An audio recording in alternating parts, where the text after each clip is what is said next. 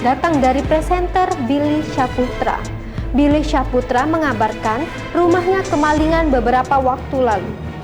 Akibatnya, 2 motor yang terparkir di depan rumahnya raib digondol maling. Dia pun telah mengecek kamera pengintai atau CCTV rumahnya untuk memastikan adanya kejadian tersebut. Billy mengatakan, terlihat dari CCTV ada 2 pemuda berboncengan masuk ke kompleksnya. 2 pemuda itu kemudian mencuri motor yang diparkir di depan rumahnya. Billy heran kenapa maling bisa masuk ke kompleks rumahnya, padahal kompleks perumahannya itu sudah dijaga ketat satpam. Ia mengecek CCTV karena mendapat informasi dari karyawan rumahnya kalau motornya hilang. Padahal kunci dan STNK masih ada di rumah Billy. Saat kejadian, Billy memang sedang tidak ada di rumah. Ia mengatakan pemuda yang mencuri motornya itu awalnya memantau situasi dengan memutari kompleks sebanyak 3 kali. Saat memastikan sudah aman, pemuda itu lantas langsung beraksi mengambil motor tersebut.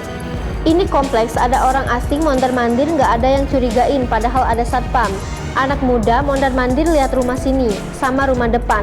Lihat motor lalu langsung disikat, kata Billy. Ia berharap kejadian itu bisa menjadi pelajaran bagi setiap orang di rumahnya agar lebih waspada.